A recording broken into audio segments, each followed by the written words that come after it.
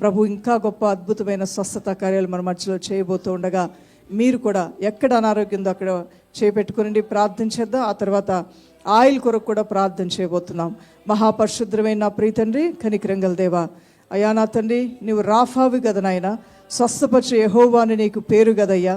నిశ్చయముగా ఇజ్రాయెల్లో ఏ శకునం ఉన్నా ఏ కీడున్నా తీసివేసే దేవుడు నన్ను సెలవించావు కదా నాయన.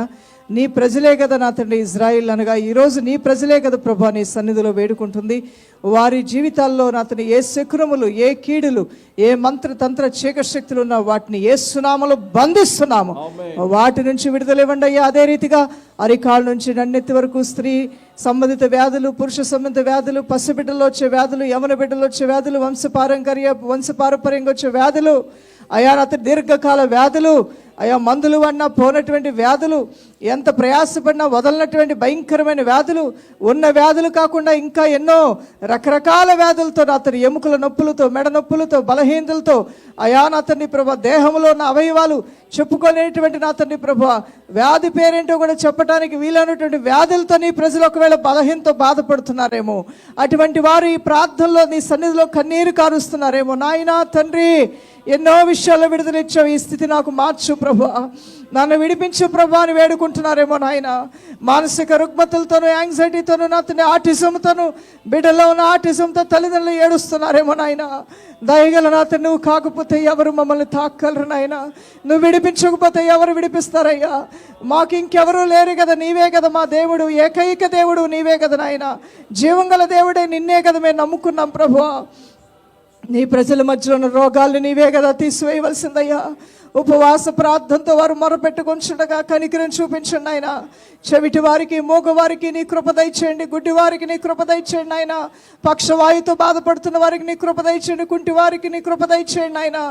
ఎముకల్లో నా తండ్రి ప్రభ, నరముల్లో బలహీనతలతో, అయ్యా నా తండ్రి ప్రభ వాపులతోనూ, షుగర్ బీపీలతోనూ, హై షుగర్ హై బీపీతోనూ, థైరాయిడ్ సమస్యలతోనూ, అయా రక్తస్రావములతోనూ, గడ్డలతోనూ, స్కిన్ డిసీజెస్తోనూ, చర్మ వ్యాధులతోనూ, అయా దుర్భరమైనటువంటి వ్యాధులతోనూ, దీర్ఘకాల వ్యాధులతోనూ, మరణకరమైన వ్యాధులతోనూ బాధపడుతున్న నీ ప్రజలను దర్శించమని అడుగుచున్నాను నా ప్రియ తండ్రి. దర్శించండి నాయన.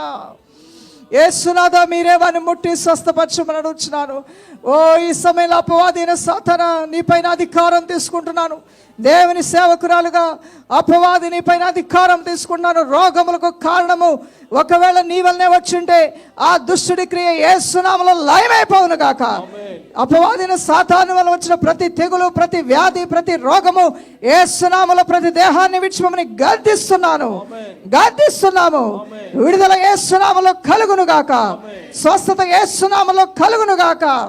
ఒకవేళ ఎటువంటి పొరపాట్ల వలన, పాపం వలన, దోషం వలన దుష్టుడు మీ పైన అధికారం తీసుకుని మీ శరీరానికి క్షేమత కలుగు చేస్తుంటే, మీ అపరాధములు, పాపములు ప్రభువైన దేవుడు క్షమిస్తూ ఉండగానే స్వస్థత యేసు నామములో మీకు కలుగును గాక.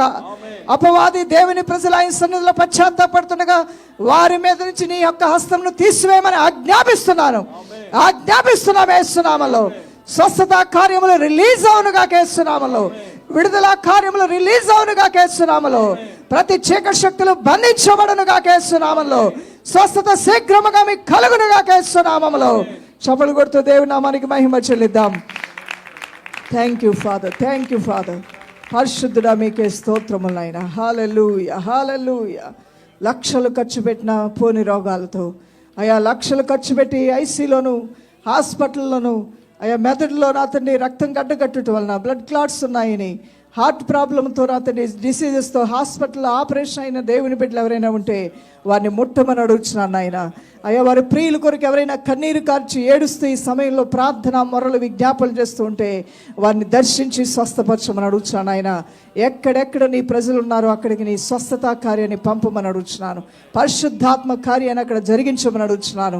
అయా నీ అభిషేకం బలముగా రాగా సాతాను కాడి విరగొట్టబడుగా యేసు నామములో విరగొట్టండి నాయన. కృపగల కార్యాలు జరిగించమని, అద్భుతాలు చేయమని యేసు నామములో అడుగుచున్నాం మా ప్రియ తండ్రి. ఆమేన్.